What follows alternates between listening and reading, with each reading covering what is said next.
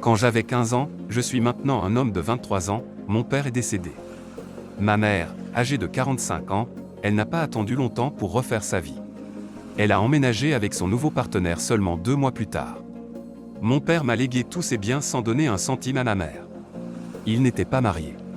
Le testament de mon père était structuré de telle manière qu'elle ne pouvait pas le contester.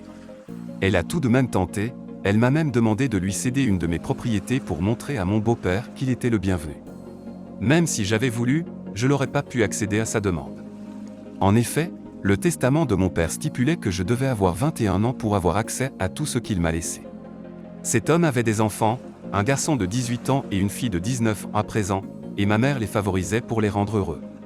Je veux dire, elle n'était pas une mauvaise mère ou négligente, mais elle avait tendance à privilégier ses enfants. Ils partaient en voyage et même si elle ne me disait pas explicitement de ne pas y aller, elle dirait quelque chose du style « Ne préférerais-tu pas aller chez tes grands-parents, ceux de mon père, à la place ?» Je veux dire, je ne suis pas idiot, je sais qu'elle ne voulait pas que je sois là. Quand j'ai eu 17 ans, elle m'a demandé de partir, de ma propre maison, parce que je continuais à me disputer avec son homme et que je lui rappelais à qui était la maison quand il voulait jouer le rôle du chef de famille. En outre, je l'appelais également Johnny Conroy. Mes grands-parents m'avaient conseillé d'éviter la confrontation, c'est pour cela que j'avais opté d'aller vivre avec eux. Ma mère, quant à elle, venait souvent me rendre visite. Elle me disait à quel point elle m'aimait mais, pour maintenir la paix à la maison, elle devait rester à distance. Après la faculté, j'ai décidé d'inspecter mes propriétés, dont celle où résidait ma mère. J'envisageais de la rénover pour ensuite la mettre en location car c'était une belle maison et cela pourrait m'aider à financer mes études supérieures. Je me suis donc rendu sur place pour en informer ma mère mais, à mon arrivée, personne n'était là. Plus tard, j'ai découvert qu'ils étaient partis en vacances, alors je les ai appelés, mais personne n'a répondu. J'ai donc procédé au changement des serrures, principalement pour prendre officiellement possession du lieu. Quand ils sont revenus hier, ils n'ont pas pu entrer. Bien sûr, ils ont tenté de me joindre, mais je n'étais pas en ville. Je suis retourné sur place aujourd'hui, car des travaux de rénovation doivent commencer dans quelques semaines. J'étais dans la cour arrière lorsque ma mère est entrée, furieuse. Elle m'a crié dessus, me demandant comment j'ai pu oser faire une telle chose. Nous avons donc discuté, et je leur ai annoncé qu'ils avaient 2 semaines pour partir.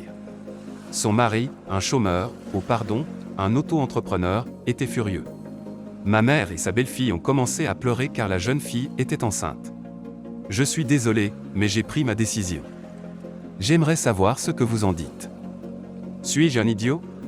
Je suis le propriétaire de la maison et je suis celui qui paie les impôts fonciers chaque année. Aujourd'hui, ma mère m'a appelé pour dire que nous pourrions discuter. Voici quelques réponses qu'a obtenues Auteur. Attention, non, vous n'êtes pas un idiot, puisqu'on vous a expulsé de votre propre maison et vous êtes devenu une priorité secondaire lorsque vous étiez enfant. Maintenant que tu es adulte, tu accomplis ce que tu ne pouvais pas faire auparavant. Assure-toi de tout faire dans la légalité pour qu'il ne puisse pas te causer de problème. Je me demande si ton père était au courant de quelque chose, et c'est pour cela que tu as tout hérité. En outre, cher Auteur, même si la belle-fille de ta mère est enceinte, ni elle, ni quiconque d'autre ne sont ta responsabilité. Tu as fait preuve de générosité en les laissant rester jusqu'à tes 23 ans, alors que tu aurais pu aisément les mettre à la porte dès tes 21 ans.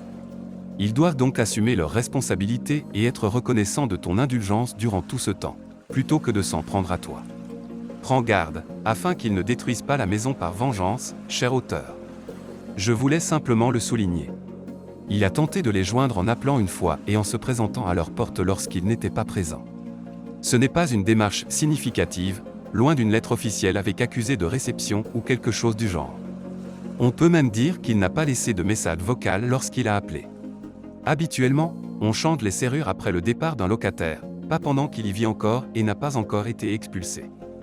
Donc, tu es le véritable idiot, cher Auteur.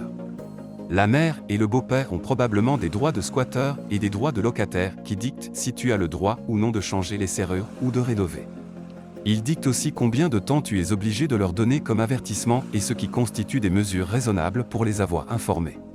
Rappelle-toi que ce n'est pas ma maison, mes règles. Il s'agit de ce qu'un propriétaire peut légalement faire lorsque son bien est en location. Et cela va bien au-delà de ce dont nous pouvons discuter ici. En effet, il y a de gros signaux d'alarme. Elle t'a traité comme de la merde au fil des ans. Mais quand elle a besoin d'un endroit où loger, elle est contente de profiter de toi. C'est une adulte. Elle a fait son lit, elle doit donc y rester. Tu n'es pas responsable d'elle ni de son mari, et je suis sûr qu'ils sont tout à fait capables de travailler. Je suis désolé pour la femme enceinte, mais en fin de compte, ce sont tes biens et ta maison. Si tu en as la possibilité, arrête tout contact avec elle, et indique-lui où elle peut se rendre. Tu n'es ni sa banque, ni son fournisseur. C'était son travail, et elle a échoué misérablement lorsqu'elle t'a exclu pratiquement au profit de sa nouvelle famille. Donc, elle était heureuse avec eux. Eh bien, qu'elle reste avec eux, ils pourront tous être heureux ensemble dans leur absence de domicile.